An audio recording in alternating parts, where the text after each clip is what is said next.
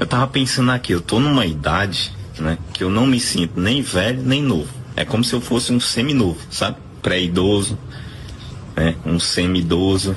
Tem hora que eu quero, tem hora que eu deixo de querer, que a energia tá lá em cima, tem hora que falta energia, dá um blackout, pá. É tipo aquela, eu tô velho demais pra ser novo e novo demais pra ser velho. Todo dia um combo. Eu acordo e fico pensando, tenho ali as vontades de adolescente, né? Aventura de jovem.